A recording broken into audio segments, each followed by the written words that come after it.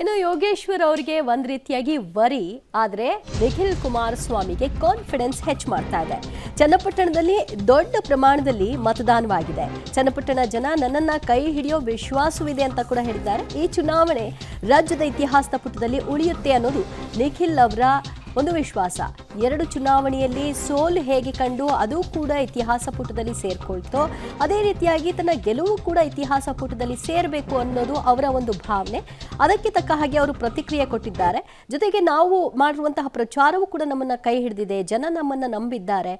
ಪ್ರತಿಪಕ್ಷಗಳ ಟೀಕೆ ಟಿಪ್ಪಣಿಗಳೇನಿದೆ ಅದೇ ನಮ್ಮನ್ನ ಗೆಲ್ಲಿಸುತ್ತೆ ಅನ್ನೋದಲ್ಲ, ಆದರೆ ಎಲ್ಲವೂ ಕೂಡ ಆಡ್ ಆನ್ ಆಗುತ್ತೆ ಅನ್ನೋದು ಅವರ ಮಾತು.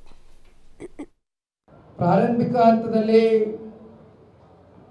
ನಾನು ಚುನಾವಣೆಗೆ ನಾಮಪತ್ರ ಸಲ್ಲಿಕೆ ಮಾಡಿದಾಗ ಪ್ರತಿನಿತ್ಯನೂ ಕೂಡ ನನಗೆ ವಿಶ್ವಾಸ ಬೆಳೀತಾ ಹೋಗ್ತು.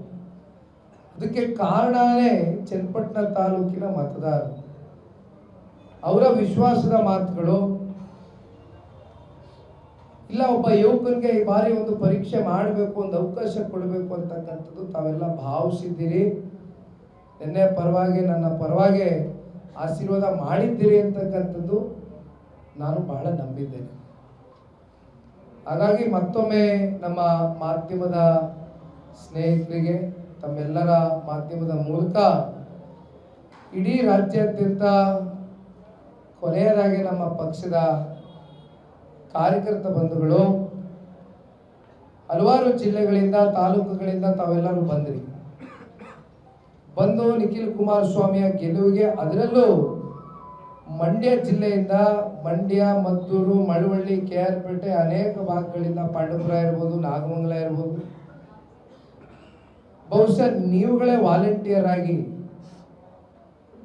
ಹೇಗಾದ್ರೂ ಮಾಡಿ ಈ ಬಾರಿ ನಿಖಿಲ್ ಕುಮಾರಸ್ವಾಮಿ ಗೆಲ್ಲಬೇಕು ಅಂತಕ್ಕಂಥದ್ದು ತಮ್ಮ ಏನು ಸಂಬಂಧಿಕರು, ಕುಟುಂಬಸ್ಥರು ಬಹಳ ಜನ ಇವತ್ತು ನಾವೆಲ್ಲ ಬಾರ್ಡರ್ ಲೈನ್, ಇವತ್ತು ಮಳವಳ್ಳಿ ಇರ್ಬೋದು, ಮಂಡ್ಯ ಇರ್ಬೋದು, ಎಲ್ಲ ಬಾರ್ಡ್ರಲ್ಲಿ ಇರ್ತಕ್ಕಂಥ ಚನ್ನಪಟ್ಟಣಕ್ಕೆ ಒಂದು ರೀತಿ ಕನೆಕ್ಟಿವಿಟಿ ಇದೆ, ಒಂದು ಬಾಂಧವ್ಯ ಇದೆ.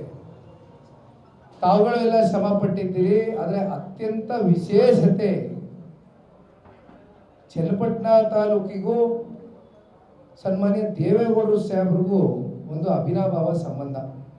2 ಪಕ್ಷದ ನಾಯಕರಾಗಿ ನಾವಿಷ್ಟೇ ಕಾಳಜಿಯನ್ನು ವಹಿಸು, ಸಮಯವನ್ನು ಕೊಟ್ಟು ಕೆಲಸ ಮಾಡ್ತಾ ಇದ್ವಿ. ಇದು ಬಹಳ ನಿಖಿಲ್ ಕುಮಾರಸ್ವಾಮಿ ಅವರ ಮಾತುಗಳೀಗ ತುಂಬ ತೂಕವಾಗಿವೆ ಅನ್ನುವಂಥದ್ದು ಕೂಡ ಬರ್ತಾ ಇದೆ. ಅವರು ಈ ಚುನಾವಣೆ ಸಂದರ್ಭದಲ್ಲೂ ಕೂಡ ಅಷ್ಟೇ, ಅವರು ಆ ಕಡೆಗೂ ಹೋಗಿಲ್ಲ, ಈ ಕಡೆನೂ ಹೋಗಿಲ್ಲ, ಬ್ಯಾಲೆನ್ಸ್ಡ್ ಆಗಿ ಏನು ಮಾತನಾಡಬೇಕು, ಎಷ್ಟು ಮಾತನಾಡಬೇಕು ಅಷ್ಟೇ ಸೀಮಿತವಾಗಿ ತುಂಬ ತೂಕದಲ್ಲೇ ಮಾತನಾಡಿದ್ದಾರೆ ಅಂಥೇಳಿ ಈಗಲೂ ಸುದ್ದಿಗೋಷ್ಠಿಯಲ್ಲೂ ಕೂಡ ಅಷ್ಟೇ ಅದೇ ತೂಕವನ್ನು ಹಾಗೆ ಮೇಂಟೈನ್ ಮಾಡ್ಕೊಂಡು ಹೋಗ್ತಾರೆ. ಚೇಂಜಸ್ ಆಗಿದೆ ಅವರ ವರ್ತನೆಯಲ್ಲಿ ಅಂತ ಹೇಳ್ತಾ ಇದ್ದಾರೆ.